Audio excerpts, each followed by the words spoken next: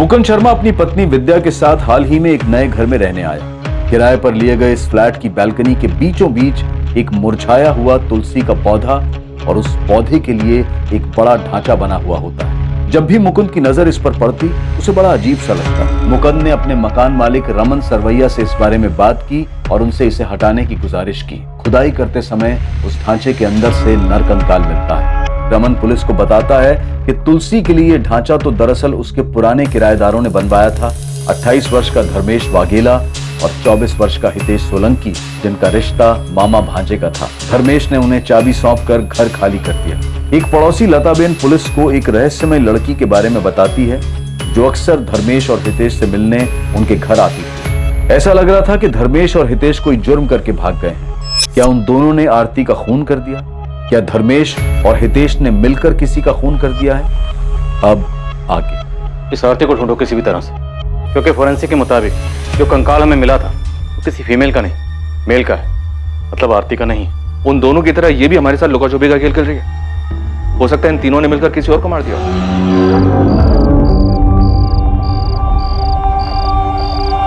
हमें ध्यान रखना होगा, किसी को बदबू नहीं आनी चाहिए। अभी हम तीनों की जिम्मेदारी है। इसके लिए हमारे चेहरे पे शिकन नहीं होनी चाहिए, एकदम नॉर्मल मुस्कुराते हुए। ठीक है आरती? और उस अनजान आदमी को मारने के बाद तीनों को लगा होगा कि फरार होने उनके पास एक आखिरी रास्ता बचा। इसके चांसेस बहुत ज्यादा है। मुझे लगता है हमें सबसे एक बार फिर से बात करनी चाहिए। हो सकता है किसी के जहन से कोई बात निकल गई। सर, ये मकान मालिक रमन हमसे कुछ छुपा रहा है। इसे पक्का कुछ पता है, हमें इससे बात करनी चाहिए। शायद इसको पता था कि तुलसी के पौधे के नीचे एक लाश छुपाई गई थी। हो सकता है इसे तुलसी के पौधे में पानी डलवाने की बड़ी चिंता थी। अरे ये तुलसी में पानी नहीं डालती क्या? देखो कितना सूख गया है। और हितेश और धर्मेश के गायब होने का फायदा उठाकर हो सकता है ये शायद अपने को जुर्म छुपा रहा है।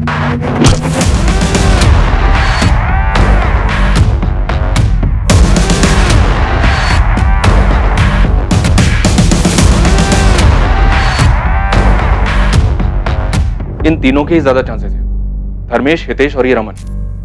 अब या तो इन तीनों में से किसी एक ने या इन तीनों ने मिलकर ये कांड किया। धर्मेश के कंसल्टेंसी वाले फ्रेंड तेजस को बुलाओ। मुझे लगता है उससे बात करके हमें कुछ सुराग जरूर मिलेगा। और धर्मेश और हितेश दोनों की फैमिली से कांटेक्ट करो। दोनों के माँ बाप को कहो कि उन्हें वापिस से यहाँ सूरत आना होगा डीएनए सैंपल्स के लिए। अगर कोई ज्यादा नाटक करें तो बता देना। कंकाल मिला है जो किसी का भी हो सकता है। जी सर। और इस रमन को भी बुला रहे? बुला लो। हो सकता है सबसे बड़ा झूठा यही क्राइम सीन वाले मकान का मालिक है। हो सकता है तुलसी के पौधे के लिए इतना बड़ा जो स्ट्रक्चर बनाया उसके पीछे इसी का दिमाग। तुलसी के पौधे के ढांचे में दबे हुए कंकाल का यह अजीबोगरीब मामला अपने अंजाम तक पहुंचने से काफी दूर था। पुलिस के पास आगे कोई रास्ता नहीं था, इसलिए उन्होंने नए सिरे से तहकीकात को आगे बढ़ाने का फैसला किया और इस बार भाग्य उनका साथ देने वाला था। उनकी पूछताछ उन्हें घटनाओं के सबसे चौंका देने वाले मोड़ पर ले जाने वाली थी। अरे कोकिला, देखो तो किसका फोन है? नाम नहीं है, किसी लैंडलाइन से है। हेलो, राणा नगर पुलिस स्टेशन से एएसआई रीवा सेठ बोल रही हूँ। हाँ मैडम, धर्मेश और हितेश मिल गए क्या? नहीं, लेकिन इतना कंफर्म हुआ है कि जो कंकाल मिला है वो किसी आदमी का है। क्या हुआ? क्या बोल रहे? हेलो। हाँ मैडम, उनकी कोई खबर आई क्या? नहीं हसमुख जी, लेकिन उनके किराए वाले मकान से जो कंकाल मिला था इतना कंफर्म हो गया है कि वो कंकाल किसी आदमी का है। उस कंकाल के आइडेंटिफिकेशन के लिए हमें डीएनए टेस्ट करवाना पड़ेगा, जिसके लिए आपका और कोकिला जी का डीएनए सैंपल चाहिए। अरे पर हम क्यों सैंपल देंगे? हमारा क्या लेना देना है डीएनए से? देखो वो आदमी कौन है, क्या है, हमें क्या पता? देखिए हसमुख जी, अभी तक हमें भी नहीं पता चला है कि किसका मर्डर हुआ है, लेकिन पूरी संभावना है कि हितेश या धर्मेश दोनों में से एक हो सकता है। संभावना है? मतलब अभी तक तुम लोग संभावनाओं पर ही टिके हुए हो? अभी कुछ दिन पहले तुमने अंदाजा लगाया था कि वो दोनों मर्डरर है और आज तुम अंदाजा लगा रहे हो कि वो दोनों विक्टिम है। हम ये बात नहीं कह रहे हैं कि वो कंकाल धर्मेश और हितेश के ही हैं, वो किसी और के भी हो सकते हैं, पर ये बात कंफर्म करने के लिए हमें डीएनए टेस्ट करना होगा ताकि शक की कोई गुंजाइश ना रहे। रूटीन प्रोसीजर है। हम सूरत आ जाएंगे। Thank you so much. क्या कह रही थी पुलिस? कुछ पता चला दोनों का? पुलिस कह रही है कि जो कंकाल उन्हें मिला है वो हितेश या धर्मेश में से किसी का हो सकता है।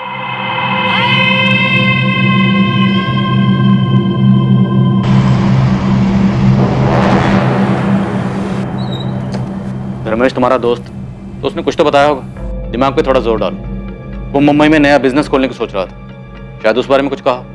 सर धर्मेश ने मुझसे मुंबई जाने के बारे में कोई बात नहीं करी थी और नया बिजनेस शुरू कर रहा था। क्या हुआ, क्या सोच रहे हो? सर बात थोड़ी पुरानी है, पता नहीं आपके काम की है भी या नहीं। तेजस काम की है या नहीं है ये हम देखेंगे, तुम्हें जो भी पता है बताओ। सर एक बार धर्मेश ने मुझसे कहा था कि वो अपना फोटो स्टूडियो शुरू करना चाहता है। Dharmesh photo studio? हाँ सर, कॉलेज में उसने फोटोग्राफी का कोर्स भी किया था। फोटोग्राफी के बारे में तो हमें किसने कुछ नहीं बताया। सर 4 या 5 साल पुरानी बात है, जब उसने कंसल्टेंसी फर्म ज्वाइन करी थी तब उसने मुझे बताया था। सही है यार, तूने निकाला ये, बताया नहीं यार तूने कभी कि तू इतना बेहतरीन फोटोग्राफर है। इस फर्म में क्या कर रहा है तू? बाहर निकल, बहुत पैसा है फोटोग्राफी में। तुझे क्या लगता है मैंने ट्राई नहीं किया होगा? खुद का स्टूडियो था मेरा, कुछ करना चाहता था, सोचा था, बस जरूरी नहीं ना जो सोचे वो हो जाए। क्यों, ऐसा क्या हुआ? याद मत दिला। उस नरेंद्र को अपना पार्टनर बनाया, दोनों ने मिलकर साथ पैसों का जुगाड़ किया, स्टूडियो खोला, लेटेस्ट इक्विपमेंट डाले, सब अच्छा चल रहा था। फिर पता नहीं किसी ने उसके कान भर दिए, धोखा दिया उसने मुझे। काफी झगड़ा हुआ हम दोनों के बीच में, फिर खटास इतनी बढ़ गई स्टूडियो बंद करना पड़ा। तुम जानते हो इस नरेंद्र को? इसके बारे में और कुछ बताया था? नहीं सर, धर्मेश ने बताया था कि वो उसका कॉलेज का फ्रेंड है। सर धर्मेश ने अपने कंपनी वाले रेज्यूमे में अपने कॉलेज का नाम Shankar Moolchandani college of arts and commerce लिखा है। तेजस, जिस झगड़े का जिक्र धर्मेश ने किया था वो एक बड़ा झगड़ा था, मतलब मारपीट हुई थी? वो तो पता नहीं, पर इस बारे में बात करते समय बहुत उदास हो गया था वो। ठीक है, हो सकता है इन्फॉर्मेशन हमारे कुछ काम की, लेकिन अगर तुम्हें कुछ भी याद आए तो तुरंत हमें कांटेक्ट करना। Okay sir. उसके कॉलेज में पता करें सर, हो सकता है ये धर्मेश नरेंद्र के बैच का ही हो। हाँ पता करो, अच्छा खासा बिजनेस था, हो सकता है कि नरेंद्र की वजह से हाथ से निकला हो। किसी बहाने से बुलाया नरेंद्र को वहां पर सालों पुरानी भड़ास निकालने के लिए। अब मुमकिन है कि वो स्केल्टन नरेंद्र का। पता करता हूँ सर। जी नरेंद्र नाम का एक स्टूडेंट था हमारा, धर्मेश वगेला की ही क्लास में था वो। 2011 में ही ग्रेजुएट हुए थे दोनों। कोई कांटेक्ट नंबर या और कोई डिटेल है आपके पास? कांटेक्ट नंबर तो नहीं है, लेकिन एड्रेस है उसका। वो देहरादून से ही था। ठीक है, एड्रेस दीजिए।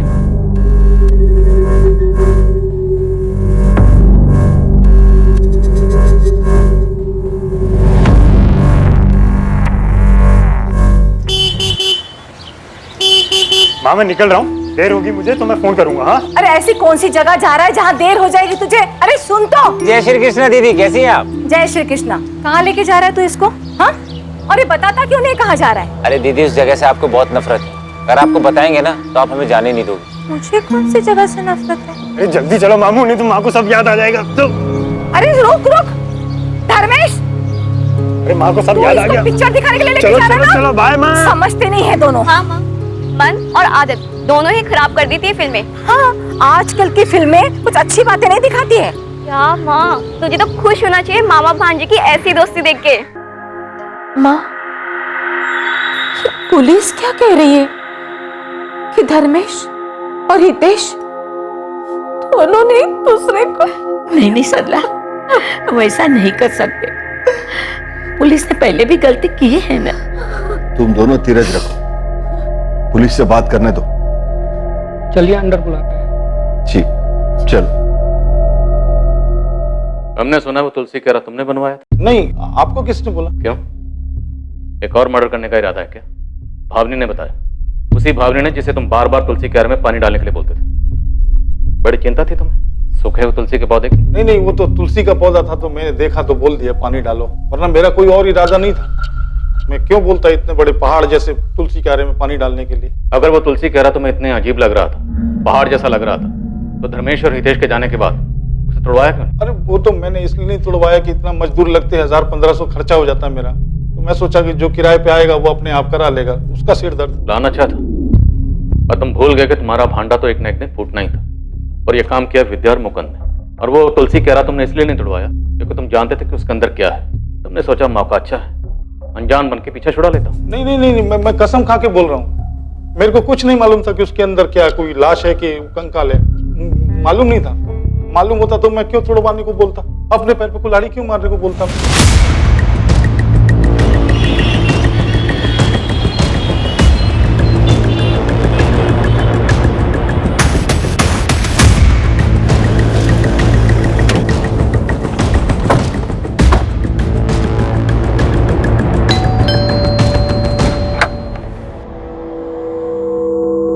नरेंद्र वर्मा। जी मैं ही नरेंद्र हूँ। धर्मेश वागले को जानते हो तुम? सर मैं कैसे बताऊँ धर्मेश कहाँ होगा, आप मुझे क्यों पूछ रहे हो? हमने सुना है कि धर्मेश के साथ तुम्हारा झगड़ा हुआ था, तुमने धोखा दिया था उसे। मैंने धोखा दिया सर? सर सच बात तो ये है कि वो खुद एक धोखेबाज था। यही देहरादून में फोटोग्राफी स्टूडियो शुरू किया था हमने। 3 महीने सर किसी तरह मैंने गाड़ी खींची और नहीं हो पाया सर। भाई 2-3 लेंस लेने पड़ेंगे, पैसे का जुगाड़ कर ले। लेकिन क्यों लेना है जब उसके बिना भी काम चल रहा है? तो भाई काम चल रहा है, अच्छा काम नहीं चल रहा है। देख भाई तू भी जानता है, और ये बात हुई थी हमारी कि शुरू के 6 महीने 10 लाख में निकल जाएंगे। हाँ तो क्या पता नहीं 2 महीने में खर्चा कितना हुआ है? 13 लाख रुपए। एक फूटी कौड़ी का कोई रिटर्न वापस नहीं आ रहा है। ऐसा नहीं चलता है धंधा भाई। तू कहना क्या चाहता है? ये पैसे ना बिजनेस में लगे, मेरे ऊपर खर्चा नहीं हुआ है, और मेरा टाइम मेरी मेहनत, उसका क्या भाई? मुझे भी रिटर्न नहीं मिला है। यार एक काम करते, ये पार्टनरशिप खत्म कर देते। मतलब धर्मेश के ऊपर बहुत गुस्सा था तुम्हें? आप गलत तार छेड़ रहे सर, मैंने आपको पहले ही बता दिया। पिछले 6-7 साल से एक दूसरे की शक्ल भी नहीं देखी हमने। सर 13 लाख के लिए मैं उसको किडनैप कर दूं, मर्डर कर दूं? मर्डर की तो मैंने बात ही नहीं की, मैंने तो बस इतना कहा कि धर्मेश मिसिंग है। सर आप गलत समझ रहे सर। सर मैं ये कहना चाहता था कि मैं सीधे सीधे बात करने वाला आदमी हूँ। अब मैं भी तुमसे सीधी सीधी बात करता हूँ।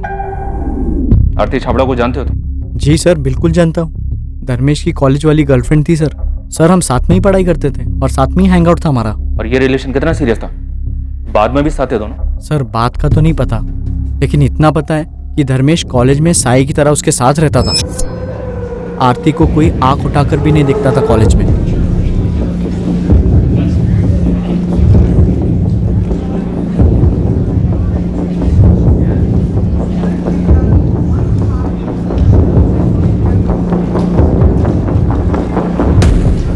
एक मिनट, क्या घूर रहा है? लड़की अनकंफर्टेबल हो रही है, दिखाई नहीं दे रहा है। ओ बॉडीगार्ड, तू जाना अपना काम कर। बंदी है मेरी वो, ऊपर से अकड़ भी दिखा रहा है। प्यार से समझा रहा हूँ ना, मत घूर। ओ बॉडीगार्ड, मैं तो घूरूंगा, तू क्या कर लेगा?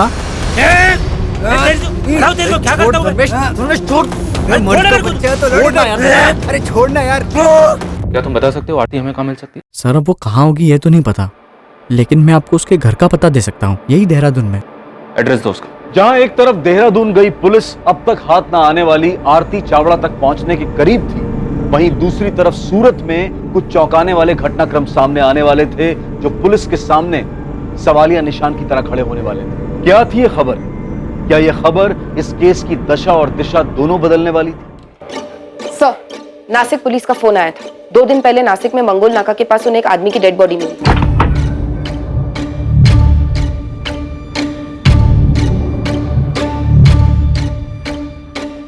शायद अक्यूज जल्दबाजी में विक्टिम का आईडी प्रूफ निकालना भूल गया। विक्टिम की आइडेंटिफिकेशन धर्मेश वाघेला के नाम से, लेकिन मर्डर के बाद पत्थर से उसका चेहरा बिगाड़ दिया गया। अगर धर्मेश की बॉडी नासिक में मिली है तो कंकाल किसका जो हमें मिला? हितेश या फिर किसी और का जिसके बारे में हमने सोचा ही नहीं? आरती, क्या इन दोनों मर्डर्स के पीछे आरती? हो सकता है सर। ये डेड बॉडी मिलने के बाद तो हमारा पूरा केस ही उलट गया।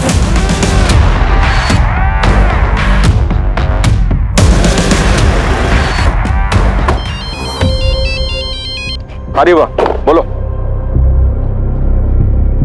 व्हाट? धर्मेश की डेड बॉडी मिली है? आरती के घर पहुंच गया हूं मैं, देखता हूं यहां से क्या मिलता है। जी, हमें आरती से बात करनी है। आप? Sub inspector Sunil Goradiya, Gujarat police. लेकिन वो तो सूरत में ही रह रही है सर, पिछले 3 सालों से। सूरत में किस जगह? धर्मा रोड के पास। आरती काम क्या करती है वहाँ? जी सर, वो HR मैनेजर है। किसी धर्मेश को जानते हैं आप लोग? धर्मेश? नहीं सर। ताजुब, आपको नहीं पता? कौन है ये धर्मेश सर? धर्मेश आरती का बॉयफ्रेंड है। तुम्हें कुछ पता था इसके बारे में? नहीं जी, मुझे भी अभी पता चल रहा है। पर हुआ क्या सर? धर्मेश की डेड बॉडी मिली हमें, और उसका भांजा हितेश मिसिंग है। जिस घर में धर्मेश और हितेश किराए पर रहते थे, हमें पहले वहां कंकाल मिला, और अब धर्मेश की बॉडी। इन सबसे आरती का क्या लेना देना सर? भरत जी, आरती सूरत में एक ऐसी अकेली इंसान है जिसे धर्मेश और हितेश जानते थे। मैं आरती को फोन करता हूँ सर। नहीं, आप उसे कॉल नहीं करेंगे। उसका कॉन्टैक्ट नंबर और एड्रेस हमें दीजिए, और जॉब डिटेल्स भी। तो ना, इसमें आरती की ही भलाई है। अगर हमारे यहाँ से जाने के बाद आप उसे इन्फॉर्म नहीं करेंगे तो। क्या? ये क्या बोल रहे हैं आप?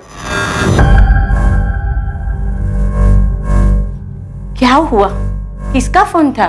पुलिस बोल रही है कि धर्मेश की लाश मिली है।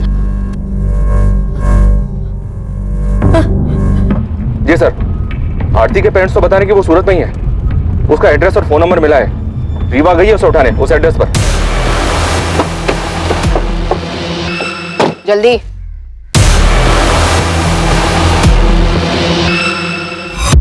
आरती, तुम्हें हितेश और धर्मेश को ढूंढने में हम अपना पहले ही बहुत वक्त बर्बाद कर चुके हैं।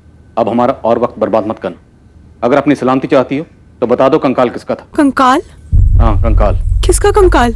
इंसानी कंकाल, जो हमें उस मकान में तुलसी कारा के नीचे मिला जहाँ धर्मेश किराए पे रहता था। वो कंकाल जिसकी खबर पूरे जमाने को है, हर न्यूज़पेपर, हर न्यूज़ चैनल में खबर है, लेकिन तुम्हें खबर नहीं है। सर मैं न्यूज़ भी नहीं देखती, मेरे घर पे तो न्यूज़पेपर भी नहीं आता है। लेकिन तुम तो उस मकान में जाती थी ना, धर्मेश की गर्लफ्रेंड थी ना तुम उस घर में वो तुलसी कारा तो याद होगा ना? याद है सर, देखा था मैंने, लेकिन मुझे कैसे पता कि उसके अंदर क्या है और धर्मेश और हितेश ने ही कुछ किया है। लेकिन वो तुलसी कारा बनवाया तो उन दोनों ने था ना। बालकनी के बीचों बीच इतना बड़ा तुलसी कारा बनवाया, तुम्हें अजीब नहीं लगा? आरती, क्या जानती 2017 में क्या हुआ था? मैं सच कह रही हूँ, मैं कुछ नहीं जानती हूँ। तब तो तुम ये भी नहीं जानती होगी कि अक्टूबर 2017 से धर्मेश और हितेश गायब थे और अब धर्मेश की लाश मिली। धर्मेश की लाश? धर्मेश की लाश 2 दिन पहले बॉडी मिली है उसकी, नासिक में। मर्डर हुआ उसका 2 दिन पहले। अक्टूबर 2017 से हितेश और धर्मेश कहाँ गायब थे? मेरी कुछ समझ में नहीं आ रहा है कि आप क्या बोल रहे हैं। मुझे तो ये भी नहीं पता कि धर्मेश और हितेश मिसिंग हैं। अब आप कह रहे हैं कि उसकी लाश मिली है। आखिरी बार पूछ रहा हूँ, 2017 में क्या हुआ था? तुम तीनों ने मिलकर किसे मारा था? हमने किसी को नहीं मारा सर। तुम भागी क्यों थी? अपना फोन नंबर क्यों चेंज किया? सर मैं भागी नहीं थी, मेरा फोन खो गया था इसलिए मैंने नया नंबर लिया था। सर मुझे सच में नहीं समझ आ रहा है कि आप क्या बोल रहे हैं। धर्मेश से तो अभी 10 दिन पहले मेरी बात हुई है और अब आप कह रहे हैं कि वो मिसिंग है, मर्डर।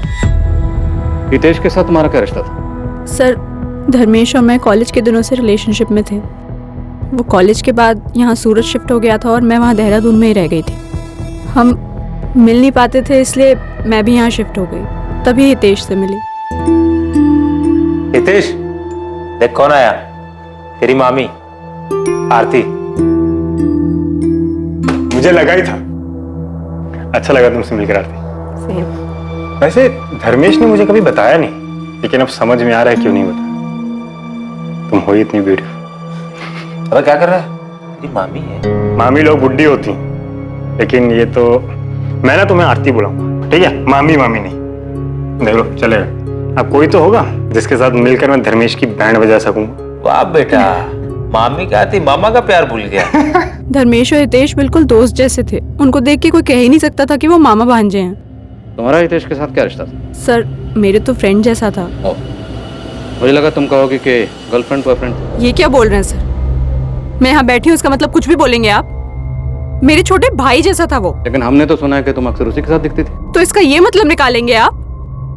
जरूरी है कि लड़की जिस भी लड़के के साथ दिखे वो उसका बॉयफ्रेंड ही हो? भाई या दोस्त नहीं हो सकता? बिल्कुल हो सकता, लेकिन भाई जैसा दोस्त अगर मिसिंग हो, बॉयफ्रेंड का मर्डर हुआ और जहाँ वो दोनों रहते थे वहीं तुलसी कारा के नीचे कंकाल मिले, तो चीजें इतनी आसान नहीं है। ये कहना मुश्किल है कि लड़की जिसके साथ घूम रही थी वो भाई था, दोस्त था, क्या था? सर मुझे सच में समझ नहीं आ रहा है कि मैं आपसे क्या बोलूं। धर्मेश ने अपना जॉब छोड़ा था कि वो अपना फोटो स्टूडियो स्टार्ट कर सके, और उसका फोटो स्टूडियो सेटअप होते ही हम शादी करने वाले थे। तुमने कहा कि 10 दिन पहले तुम्हारी धर्मेश से बात हुई थी। वो सिर्फ तुम्हारे कांटेक्ट में था, अपने घर वालों के क्यों नहीं? सर मुझे सिर्फ इतना पता है कि वो अपने फोटो स्टूडियो के लिए पार्टनर्स ढूंढने के लिए गुजरात और बॉम्बे में घूम रहा था। फिर अक्टूबर 2017 में उसने मुझे फ़ोन पर ही बताया कि उसने और हितेश ने वो घर खाली कर दिया है। फिर उसके बाद उन दोनों से मेरा कांटेक्ट टूट गया। मैंने 1 महीने तक फ़ोन किया लेकिन कोई बात नहीं कर रहा था, दोनों का फ़ोन स्विच ऑफ आ रहा था। फिर 1 महीने बाद धर्मेश का लैंडलाइन नंबर से फ़ोन आया। हेलो आरती, धर्मेश बोल रहा हूँ। कैसी हो तुम? कैसी हूँ मैं? कैसे छोड़ के गए थे तुम? कहाँ चले गए थे तुम धर्मेश? आई एम सॉरी आरती, वो मैं गुजरात से बाहर हूँ, स्टूडियो के लिए कुछ पैसे का जुगाड़ करने गया, बस उसी में लगा हूँ, इधर उधर भटक रहा हूँ। जैसे कुछ सेटल होता है तुम्हें बता दूँ। और हितेश भी मेरे साथ है, तुम टेंशन मत लो। बिना बताए ऐसे कैसे चले गए? मिल के भी तो जा सकते थे ना। अच्छा मुझे भी निकलना है, बाद में बात करता हूँ। Okay bye. उसके बाद पिछले 2 सालों में मैं और धर्मेश कभी कभी ही मिलते थे। हर बार वो एक अलग शहर से मिलने आता था। फिर 1 महीने पहले जब मैं और धर्मेश मिले तो उसने बताया कि वो मुंबई सेटल हो गया है। तूने नोटिस किया वो कभी कुछ परेशान रहा हो? परेशान तो था सर, पर मुझे लगा कि वो अपने बिजनेस के लिए पैसे जुटाने में परेशान है। इतने दिनों तक हितेश से तुम्हारी कोई बात नहीं हुई सर। शुरुआत में 1-2 बार धर्मेश से पूछा था मैंने, पर उसने कहा कि वो अपने मेरठ वाले ट्रैवलिंग जॉब में बिजी है। तुम्हें धर्मेश ने जो बताया तुमने मान लिया? पुलिस को बेवकूफ समझती हो क्या? सर मैं किसी को बेवकूफ नहीं समझती।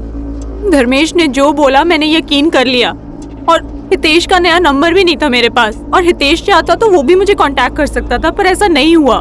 ठीक है तुम जा सकते हो, लेकिन शहर छोड़कर कहीं मत जाना।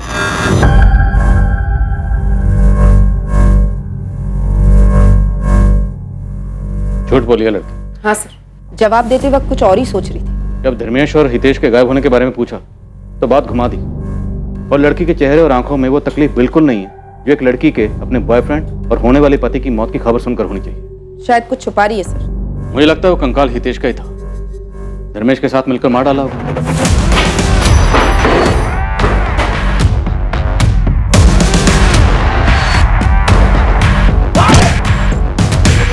अब क्यों मारा, क्या वजह थी, ये हमें ये आरती बता सकती है। फिर हमें कंकाल मिला। आरती और धर्मेश को पता चल गया होगा कि पुलिस उनको ढूंढ रही है। बात हितेश के मर्डर की थी तो हो सकता है धर्मेश को गिल्ट फील हुआ हो। अब बर्दाश्त नहीं होता है। तुम्हें नहीं आना मत आओ, तुम्हें कुछ नहीं होगा। मैं सरेंडर करने जा रहा हूं। नहीं धर्मेश, ऐसा कुछ नहीं करोगे तुम। ऐसा सोचना भी मत। पूरी जिंदगी जेल में काटनी पड़ेगी। और तुम्हें क्या लगता है ये इसे सरेंडर कर देने से तुम्हारा गिल्ट कम हो जाएगा? नहीं, ऐसे एटलीस्ट हम साथ तो रह सकते हैं ना। कुछ दिनों में ना ये मामला भी सारा ठंडा पड़ जाएगा। तुम पहले शांत हो जाओ। तुम्हें लगता है मामला ठंडा पड़ जाएगा आरती? ये कोई चोरी और 420 का केस नहीं, ये मर्डर है। मैं चाह रहा हूँ सरेंडर करने। मैं जा रहा हूँ आरती। नहीं धर्मेश, लेकिन अगर धर्मेश पुलिस से कन्फेस करता तो आरती को पता था कि आरती भी जुर्म में शामिल है। सजा उससे भी होगी, जो शायद आरती को मंजूर ना होगा। तो हो सकता है इसीलिए आरती ने धर्मेश को मार डाला या मरवा डाला। धर्मेश को मारना पड़ेगा, लेकिन हाँ ध्यान रहे एक्सीडेंट लगना चाहिए।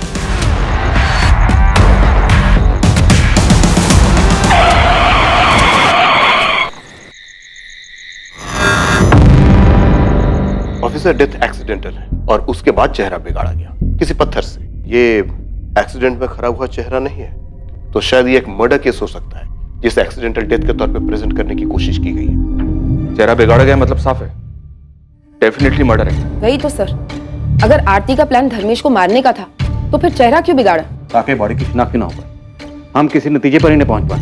हम धर्मेश को ढूंढते रहते और धर्मेश हमें कभी मिलता ही ना, और ये आरती हमारे सामने बेचारी गर्लफ्रेंड की एक्टिंग करती रहती। हमें यही कहती कि मेरा प्रेमी मुझे धोखा देकर भाग गया और मर्डर कर दिया उसने, और हमें भी यही लगता कि बेचारी गर्लफ्रेंड कितना सच बोली, जबकि उसका असली सच हमारे सामने कभी ना आता। सर हमने कहीं आरती को छोड़कर गलती तो नहीं कर दी? अगर ऐसा है तो वो भाग भी सकती है। The number you have called is currently switched off.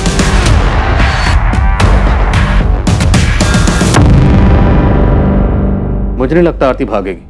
ये खेल उसने शुरू किया है, ये उसे पूरा करेगी। एक काम करो, इसका फोन सर्विलेंस पर डालो और इस पर हर वक्त नजर रखो। ये कोई ना कोई गलती जरूर करेगा। इसके पीछे लग जाओ साई की तरह, चुपचाप, कोई आहट नहीं। सर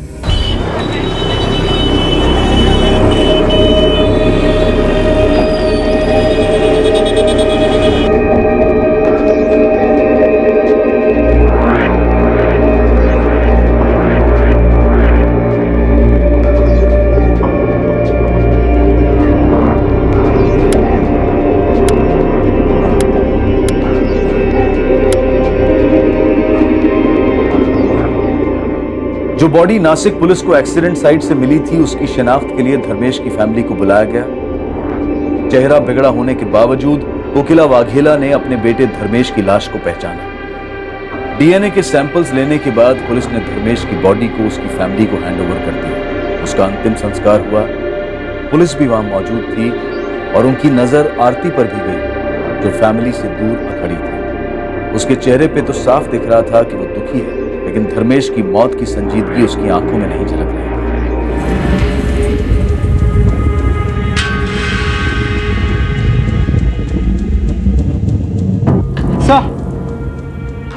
सर डीएनए रिपोर्ट आ गई।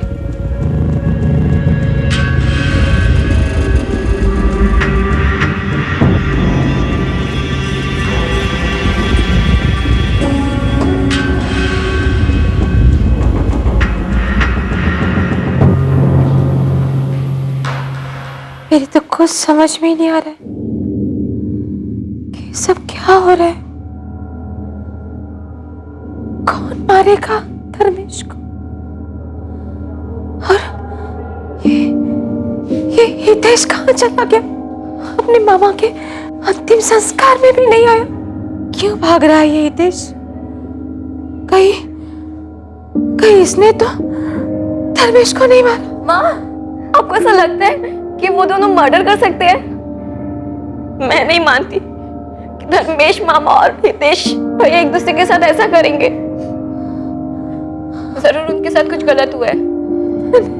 बस एक बार हितेश भैया मिल जाए।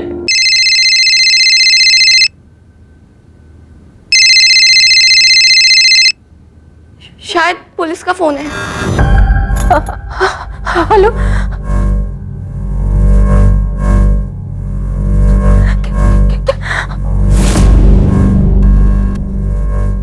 माँ, क्या हुआ माँ? बोलो माँ। सरला, क्या कह रही थी पुलिस? कंकाल हितेश का ही है। कंकाल की आइडेंटिटी के खुलासे ने केस को पलट कर रख दिया था। जहां शुरुआत में हितेश सोलंकी और धर्मेश वगेला मर्डर के जुर्म में मुख्य संदिग्ध थे, वहीं अब दोनों पीड़ित करार हो चुके थे। कंकाल हितेश का था, यह तो साबित हो चुका था, लेकिन क्या सच में धर्मेश की मौत भी एक्सीडेंट की आड़ में एक मर्डर था? आखिर 2 साल पहले ऐसा क्या हुआ था? इन 2 सालों में धर्मेश कहां था? और सबसे ज्यादा जरूरी सवाल ये कि इन दोनों की हत्या की साजिश के पीछे कौन था? पुलिस इन सवालों के जवाब तलाशने में लगी हुई थी और इस वक्त उन्हें आरती चावड़ा पर ही सबसे ज्यादा शक था। क्या पुलिस वाकई सही दिशा में थी या फिर इन सब के पीछे कोई और ही था जो पर्दे के पीछे से अपनी उंगलियों पर सभी को कठपुतली की तरह नचा रहा था? सर, आरती अपने घर से निकल चुकी, हमारी कांस्टेबल लगी है उसके पीछे। आरती को उठा लेते हैं सर। नहीं सुनिए, ये आरती कोई बड़ा गेम खेल रही, खेलने दो उसे, लेकिन आंख, नाक, कान, मुंह सब खुले रखो। ये आरती कोई ना कोई गलती जरूर कर रही।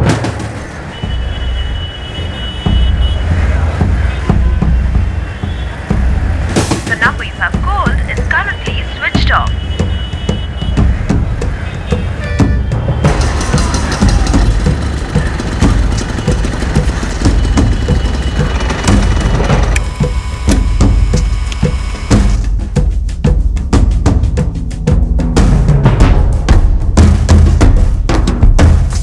આપે જે નંબર ડાયલ કર્યો છે તે પહોંચની બહાર છે। पिछले कुछ दिनों से काफी परेशान हूँ। मैंने पूछा भी, लेकिन कुछ बताती ही नहीं है। चुप छुपाकर किसी के साथ फोन पर बात करती है क्या? सर, किसी से बात होती है या नहीं होती ये तो मुझे नहीं पता, लेकिन मैंने उसे बार बार फोन करते हुए देखा है। कभी उदास हो जाती है और ज्यादातर चिड़चिड़ी रहती है। कोई अंदाजा है आपको कौन है वो जिसे फोन करती है? नहीं सर, इससे ज्यादा कुछ नहीं पता।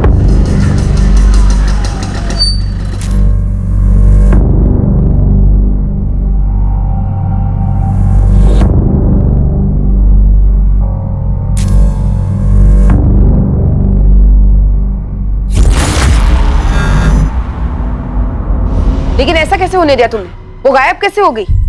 बहुत ही चालाक औरत है ये आरती। पता नहीं उसे कैसे शक हो गया कि मैं उसका पीछा कर रही थी। मैडम टेंशन मत लो, फिर भी मैंने उसका पीछा किया है। ज्यादा दूर नहीं गई है वो, यही एक रेस्टोरेंट के अंदर बैठी है। मैडम सर, आरती के कॉल रिकॉर्ड से नंबर मिला है। पिछले 6 महीने में आरती के इस नंबर पे बहुत बातें हुई थी। नंबर के बारे में पता किया तो पता चला ये तो आरती के नाम पे रजिस्टर्ड है। आरती के नाम? सुनील, ऐसा कौन हो सकता है जिसे आरती खुद के नाम पर लिया हो सिम देगी? उसका बॉयफ्रेंड धर्मेश? पक्का हो सकता है सर। सर, कांस्टेबल सपना का फोन आया था। उसने आरती को किसी आदमी के साथ एक रेस्टोरेंट में देखा। एक लड़का था सर, काफी लंबी बात हुई। आरती उस पर चिल्ला रही थी। वो पैकेट जो एटीएम के बाहर सपना ने देखा था आरती के हाथ में, वो आरती ने उसे दिया और फिर आरती निकल गई वहां से। कौन था वो तो पता नहीं चला सर। सपना ठीक से शक्ल नहीं देख पाई। वो पीछे से रेस्टोरेंट के किचन डोर से बाहर निकल गया। ये वही आदमी है सर जिसे आरती ने धर्मेश को मारने के लिए हायर किया था। मुझे भी ऐसा ही लगता है सर। शायद आरती उसे मर्डर का पेमेंट दे रही थी, या फिर वो आदमी आरती को ब्लैकमेल कर रहा होगा, इसलिए आरती गुस्से में थी और परेशान भी। पैसे जो देने पड़ रहे थे उसे, और देर नहीं करते सर, आरती को उठा लेते, ज्यादा मेहनत भी नहीं करनी पड़ेगी, 2 थप्पड़ देंगे तोते की तरह सब उगल देगी। ठीक है, आओ सर।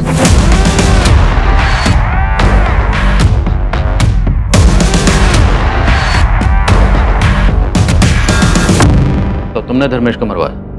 जिस शख्स से मरवाया उसके मुंह में पैसे ठोसे थे, लेकिन वो तुम्हें ब्लैकमेल कर रहा है, इसलिए आजकल इतनी परेशान हो।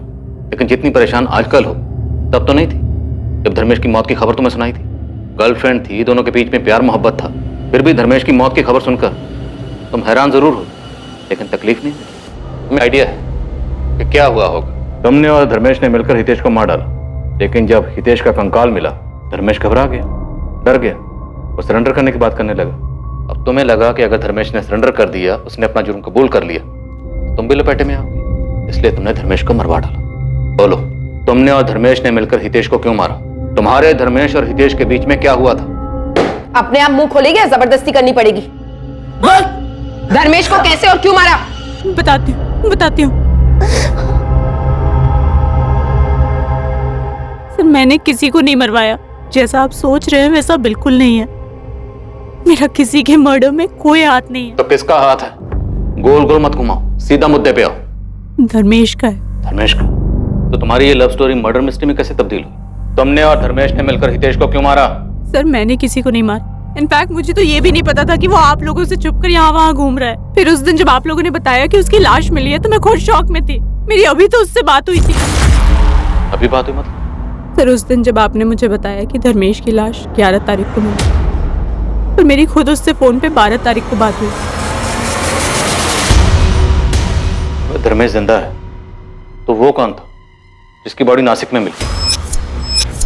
तुमने और धर्मेश ने मिलकर किसे मारा? सर, मैंने किसी को नहीं मारा। किसने मारा? सर, मैंने किसी को नहीं मारा। मुझे तो खुद समझ नहीं आ रहा है कि ये सब क्या हो गया है।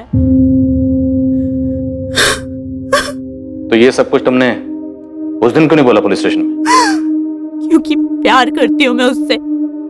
मैं खुद पूछना चाहती थी, उसके मुंह से सुनना चाहती थी कि उसने आखिर किया क्या है। उस दिन यहाँ से निकलने के बाद मैं उसका फोन ट्राई कर रही थी, लेकिन उसका फोन बंद आ रहा था।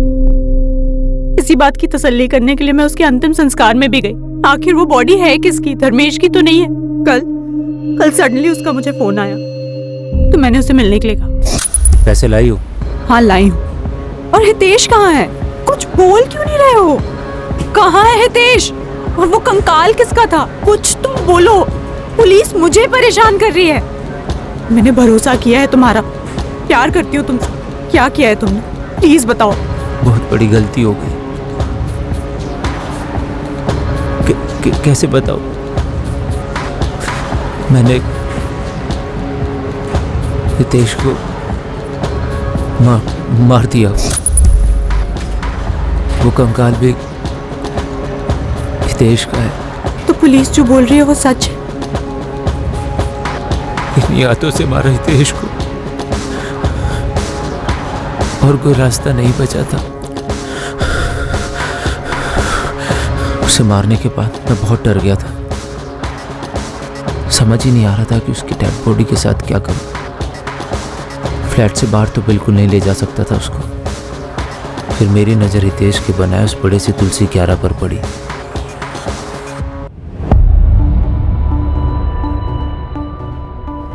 मैंने इंटरनेट पर ढूंढना शुरू किया कि डेड बॉडी को जल्दी से जल्दी डिकम्पोज कैसे किया जा सकता है। वहाँ से मुझे नमक के बारे में पता चला, तो मैंने किराना स्टोर से ढेर सारा नमक खरीदा और हितेश की डेड बॉडी को उसमें लपेट दिया।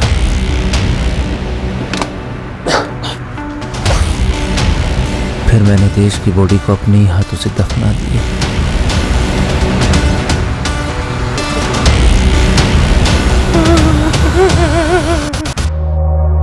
मुझे पता था मेरे पास वक्त नहीं है, कितना भी भाग लूं कभी ना कभी तो पकड़ा ही जाऊंगा। रास्ते में किसको मारा था? किसकी बॉडी थी धर्मेश? उसको मैंने नहीं मारा था, एक्सीडेंट हुआ था उस आदमी का। मुझे कोई अंदाजा नहीं है कि वो आदमी कौन था। वो मर चुका था। मुझे लगा कि वो मरा हुआ आदमी मुझे बचा सकता है। मैंने पहले पत्थर से उसका चेहरा खराब किया और फिर आईडी कार्ड के साथ अपना वॉलेट उसकी जेब में रख दिया। मेरी लाश मिलने पे सारा बवाल ही खत्म हो जाता है। पुलिस किसी नतीजे पे पहुंचती ही नहीं, केस ही बंद हो जाता। पर तुमने ऐसा किया ही क्यों? क्यों मारा है हितेश को? मुझे बहुत अफसोस है इस बात का। बहुत बड़ा पाप हो गया मुझसे। हम यहाँ से भाग चलते हैं कहीं दूर, बहुत दूर। मैं जानता हूँ मुझसे जो हुआ है उसे भुलाना बिल्कुल भी आसान नहीं। पर तुम सच में मुझको एक मौका दो। सच में तुमसे बहुत प्यार करता हूँ आरती, कोई जल्दी नहीं है। समझ लो, जब तुम्हें जवाब देना है तब देना, मैं कॉल करूँगा। धर्मेश ने तुम्हें पूरी राम कहानी तो सुना दी, पर यह नहीं बताया कि उसने हितेश को मारा क्यों। नहीं बताया, नहीं बताया। आरती ने जो पुलिस को बताया, क्या वो वाकई में सच था? क्या सच में धर्मेश ने अपने जिगरी दोस्त, अपने भांजे हितेश की हत्या की थी? क्या धर्मेश ने इस हत्या को अकेले अंजाम दिया था, या फिर कोई और भी इसमें शामिल था? शायद सच सामने आ चुका था, लेकिन इस हत्या का मकसद अब भी एक राज ही था, जिसे केवल धर्मेश जानता था, और वो अब भी फरार था।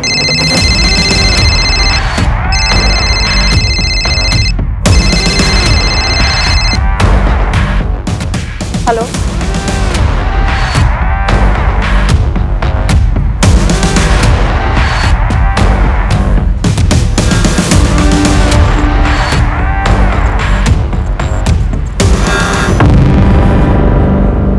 थैंक यू आरती आने के लिए। हम यहाँ से कहीं बहुत दूर चले जाएंगे। जानता हूँ कि शायद तुम भी मुझे कभी माफ़ नहीं करोगे, लेकिन मेरा यकीन करो, एक बार इस गंदगी से बाहर निकल गए ना, सब ठीक हो जाएगा। हितेश के बिना भी सब पहले जैसा होगा। मैं जानता हूँ हितेश कभी वापस नहीं आएगा, पर मैं वादा करता हूँ पूरी जिंदगी प्रायश्चित पे गुजार दूंगा। प्रायश्चित तो तुम्हें पूरी जिंदगी करना ही है, ज्यादा दूर नहीं, यहीं सूरत की जेल में। चले, अब चोर सिपाही का खेल बहुत हो गया। अब बस, इससे पहले कि मेरे सब्र का बांध टूटे और तेरी हड्डी पसली तोड़े, सब कुछ सच सच बोल दे। मुझे बहुत अफसोस है, मैंने अपने दोस्त जैसे भांजे हितेश को मार डाला। धर्मेश, तू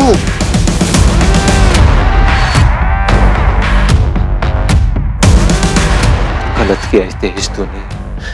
भाई जैसा था तू मेरे, आज तीर का सांप निकला तो।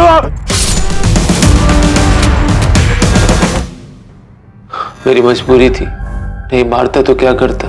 तो ऐसी कौन सी मजबूरी थी जो अपने बेस्ट फ्रेंड को मार डाला?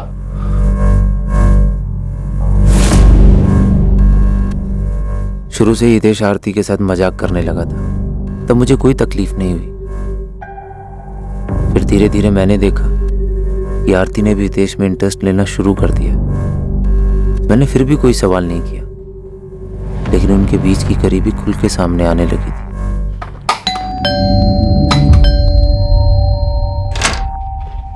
हेलो, तुम यहाँ? बताया नहीं तुम यहाँ आने वाली थी। ऐसे ही चली आए, घर पे इतना बोर हो रहा था तो मैंने सोचा यहाँ आके हितेश के जोक सुन लेते। चल।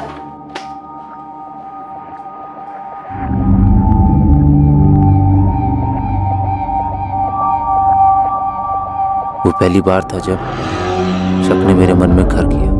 उसके बाद आरती घर आने लगी थी मेरी गैर मौजूदगी में। मुझे उनके बीच की नजदीकियां साफ साफ दिखाई देने लगी थी। तेज भी बदल गया था। तेरा फोन देना, मेरे फोन की बैटरी खत्म हो गई। अरे फोन में लॉक लगा दी, ऐसा क्या है भाई जो छिपा रहा है? अरे नहीं मामू, वो तो बस ऐसे ही। मैंने सोचा फोन में फंक्शन है तो क्यों छोड़ूं, यूज कर लेता हूँ। उससे पहले हितेश ने कभी भी अपना फोन लॉक नहीं किया था, और हमें एक दूसरे के सारे पासवर्ड भी पता थे, लेकिन उसने हर चीज पर पासवर्ड लगा दिया था, जिससे मेरा शक और गहरा हो गया। अचानक मेरे दिमाग में वो सब आने लगा। उन दोनों ने मेरे पीठ पीछे क्या गुल खिलाया होगा। मुझे रात को नींद नहीं आती थी। फिर अंदर गुस्सा भर गया था, नफरत हो गई थी मुझे हितेश से। उसने आरती पे बुरी नजर डाल के दोस्ती का बहुत बड़ा इम्तिहान लिया। हम दोनों के बीच में भाईचारा भी खत्म हो गया था। तो तुमने कौन सा रिश्ता निभाया? मामा होकर सगे भांजे को मार डाला? ये सब मैंने जुलाई 2017 में प्लान किया। मैंने हितेश को बोला कि रमन को जाके बोले कि घर खाली करना है, और उसी दौरान मैंने अपने ऑफिस में भी रेजिग्नेशन दे दिया।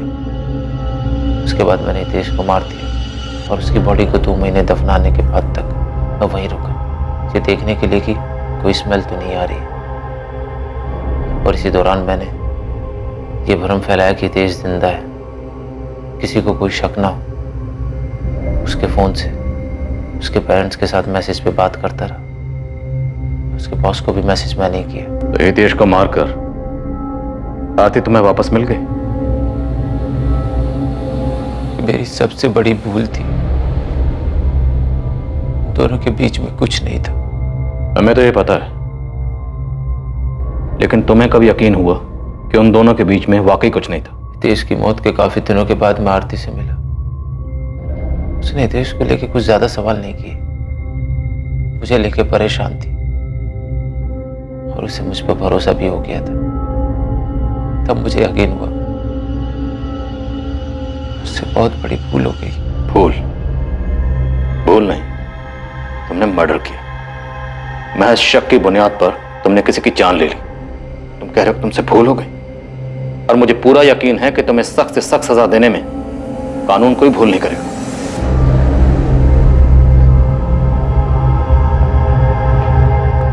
करने से पहले मुझसे तो पूछ लेते। हितेश छोटे भाई जैसा था मेरे, तुम्हारे छोटे भाई जैसा था। आरती मैंने बस करो धर्मेश, सुनने को कुछ नहीं छोड़ा तुमने। प्यार भरोसा सब बर्बाद कर दिया। पूछती रही, तुमने कभी नहीं बताया। अब तुम्हें क्या लगता है ये सब कुछ होने के बाद मैं तुम्हारा साथ दूंगी?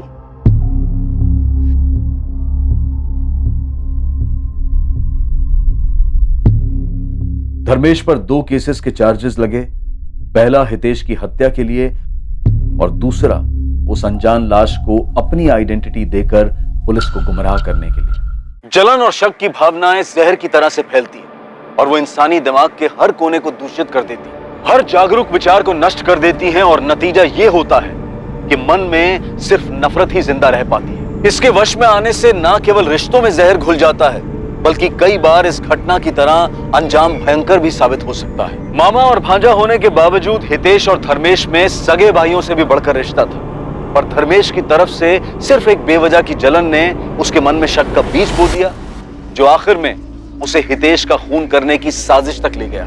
आरती और हितेश से बातचीत करके चीजों को स्पष्ट करने या अपने रिश्ते पर भरोसा करने की बजाय उसने जलन और बदले का आसान रास्ता चुना। अक्सर जुनून में आकर किए गए गुनाह हत्या करने की अहम वजहों में से एक, और ये ज्यादातर पल भर की नफरत का नतीजा होता है। इन हालात में हमें रुककर सुलझे दिमाग से सोचना चाहिए और परिस्थितियों का हल निकालने की कोशिश करनी चाहिए। हो सकता है कि सिर्फ संयम बरतने से ही आपराधिक घटनाओं की दर में काफी ज्यादा कमी आ जाए। अब मैं अनूप सोनी आपसे विदा लेता हूं, और हमेशा याद रखिए, क्राइम और आपके बीच में सिर्फ इतना फर्क है कि आप कितने सतर्क हैं। सतर्क रहें, सुरक्षित रहें। जय हिंद।